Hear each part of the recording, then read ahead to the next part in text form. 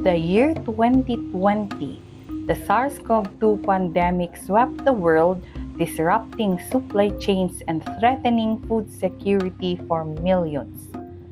But in the face of crisis, a quiet transition was taking root in the heart of our indigenous communities.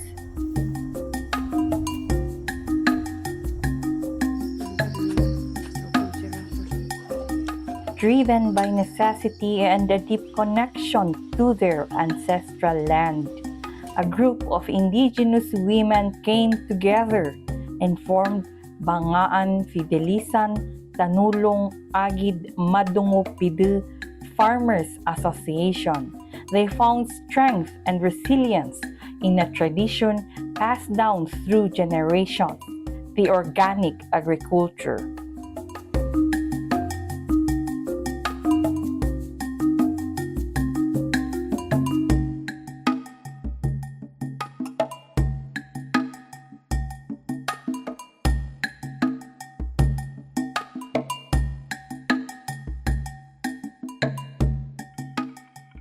During pandemic, where everyone is in a state of lockdown, in a state of quarantine, the people of Sagada didn't experience food shortage. Yes, we survived the 2-year pandemic because people quarantined themselves in their own farms instead of staying indoors. We were able to share even our vegetables on those severely affected, especially during typhoons. And we were able to give vegetables to those who were severely affected, especially in the lowlands.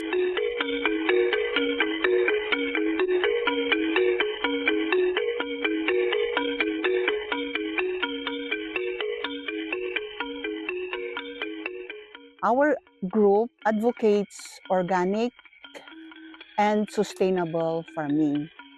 And here in our farm, we plant diverse plants that support our everyday needs. In that area is the banana area and the persimmon and mandarin.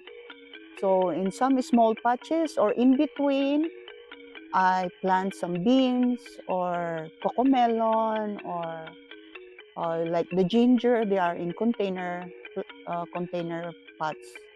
So if you need viand, you come and get from the tops. We plant varied root crops like taro, sweet potato, and some we have also yakun. We also have vines like chayote and passion fruit. I also had alugbati, but right now is still recovering. Some of the introduced plants, like the fruit-bearing trees, I planted sapote, camellia, pears, persimmon, mandarins, the bananas, guava. What do I plant here? Whatever likes to survive. So I try to introduce some new plants. If it will die, then just change. Just put another.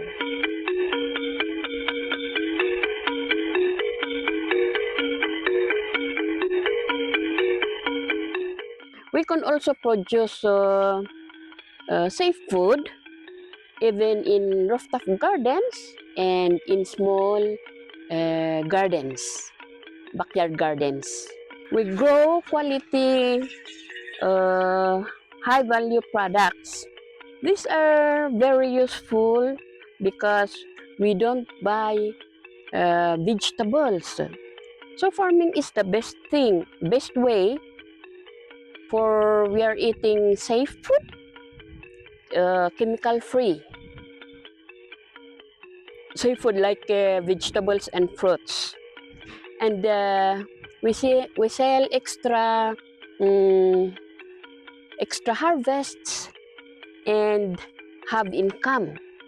that gives our children school needs. We sell our products sa mga local people at sa mga turista din na pumupunta sa amin dito sa Sagada. Doon namin ibinibenta ang product namin. Pag hindi naman na ibisa sa local people, dadalhin namin sa market at sa mga souvenir shop, ano din naman, nag-online selling din kami. We post naman din sa online para pag may gustong bibili, pinapadala namin. But they cannot do it alone. We must advocate for increased government support for organic agriculture, going beyond the 10% budget allocation from the Department of Agriculture. Ang ibang farm namin ay may malayo at may malapit naman. Ang challenges, ang isa sa amin is yung walang magbubuhat. So kailangan hinay-hinay ang pagbuhat. Buhatin mo ang 20 kilos after, balik ka ulit sa farm at magbuhat ka ulit. So yan ang challenge sa amin.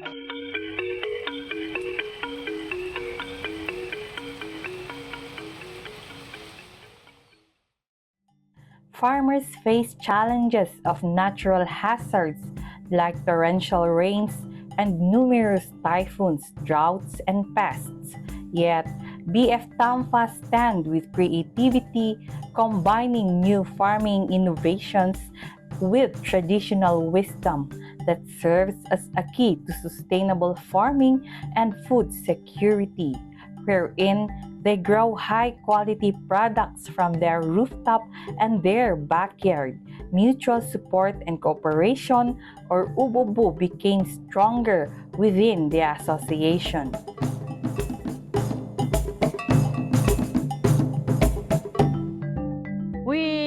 As an organization, we practice intercropping, crop rotation, and we used to plant repellent plants as pesticides, pest management. And we used to chop composting materials like weeds, the grasses, and all that is in our farm to make our fertilizers. But now, BSWM granted us shredder for us to make more volume. It made easier chopping for easier work. And then also they have given us turning bin for easier mixing of shredded materials.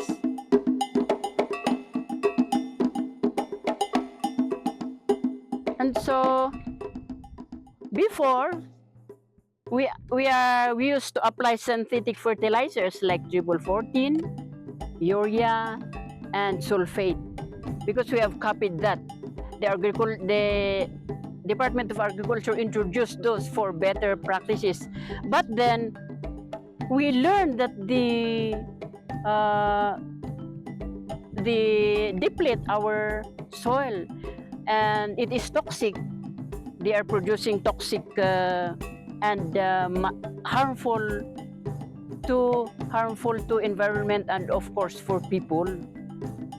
So we decided to pursue organic farming to produce safer to environment, safer and more nutritious food.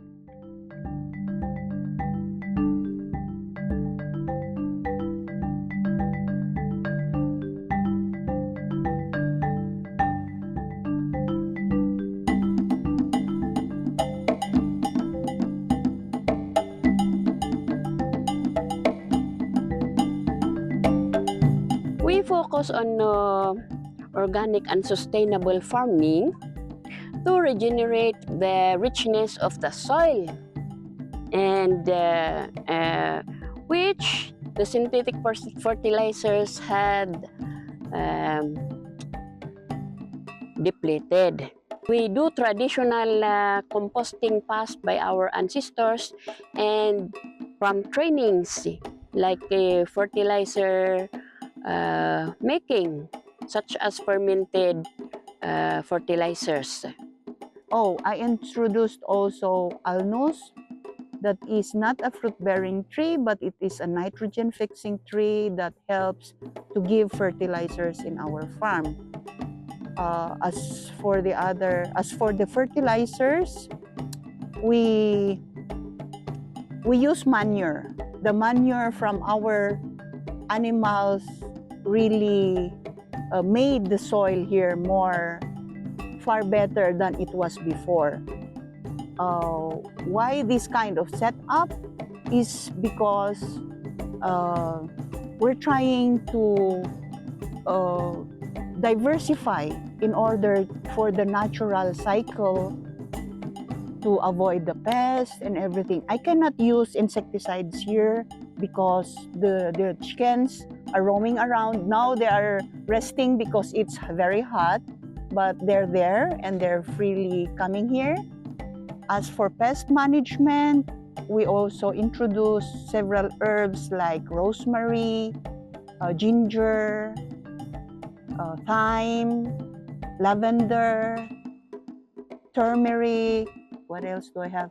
Some flowers like the marigold, the cosmos, etc. Here in the garden, I have maybe more than 100 plus, both volunteer plants and introduced.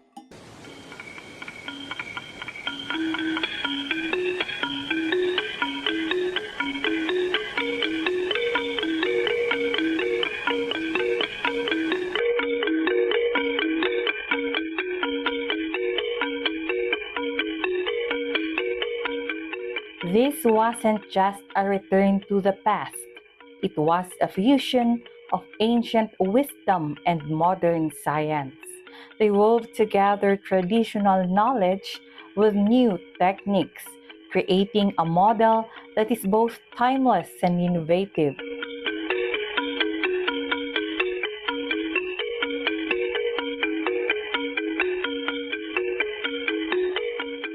We work together as an organization through Ububu. Ububu is a collective work among us, among members to work for easier task. As to planting seedlings, we share each planting materials. We also share and exchange so that everyone should have something to plant.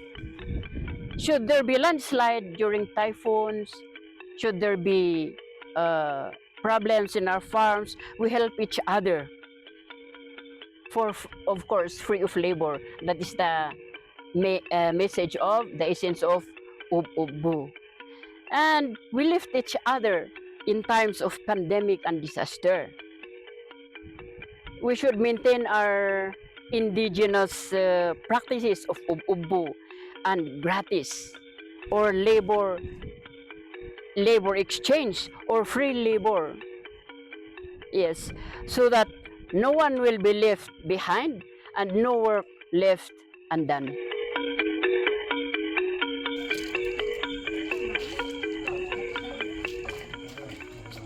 Their gardens became more than just a source of food.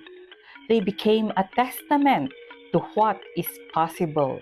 As most plantitas and plantitos of the pandemic had let go of gardening, the women continued to strengthen their practice, improving a model for a future that is environmentally sound, economically viable, and culturally rooted.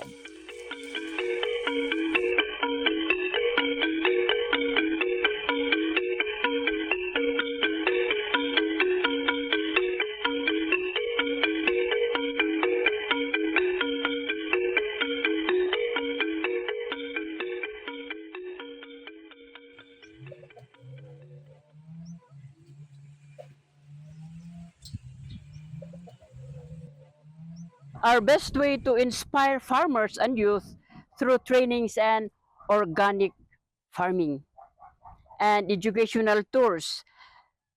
Educational tours give us inspiring as we go see the uh, what's that? The successful organic farmers, they can encourage us to do more like them. And we should innovate for the improvement of better farming techniques and skills. To our fellow farmers, we encourage you to do organic gardening because we are safe and have income in gardening. To the youth, we invite you to engage in the organic farming to continue the legacy of our forefathers. Because if no farm, no food. Like that. It is important that every youth should be aware of this organic gardening because you are our hope for the future. Like that. Thank you.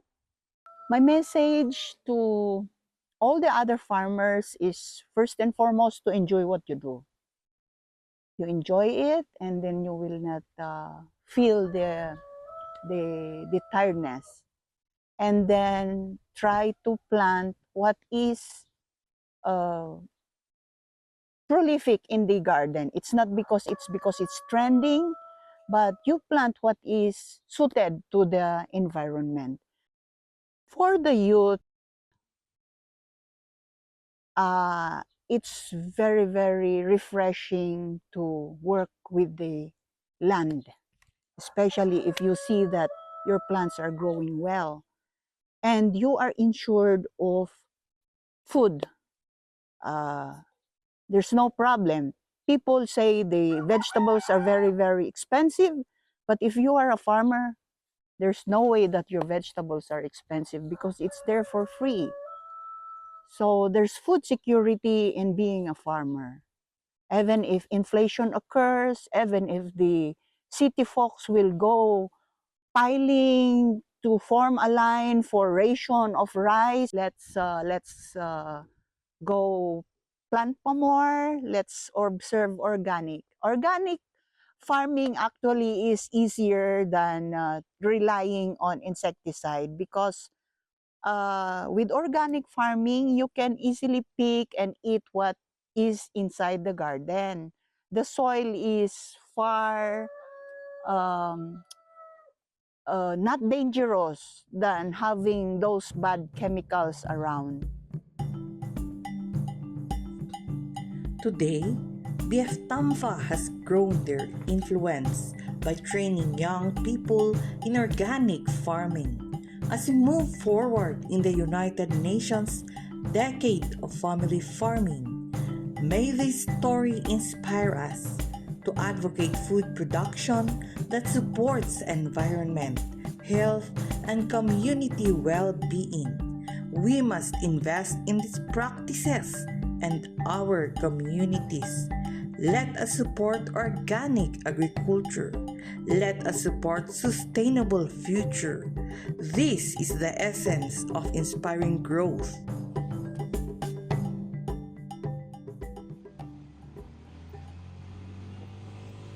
Makan mansusukuban, iipugaw isnan kalutaan. Mansusukuban, nan makan.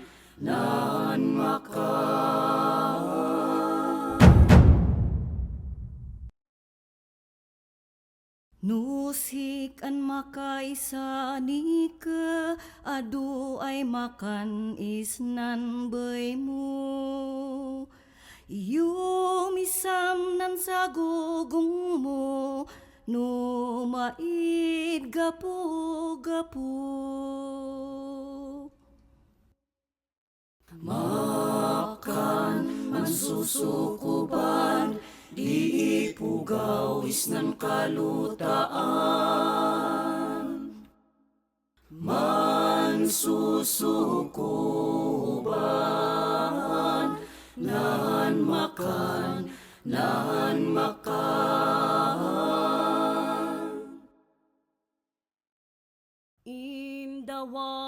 di ka bunyan, luta ay kataguan. Mait kumamang mumungsan, adi na ayun ay magagama.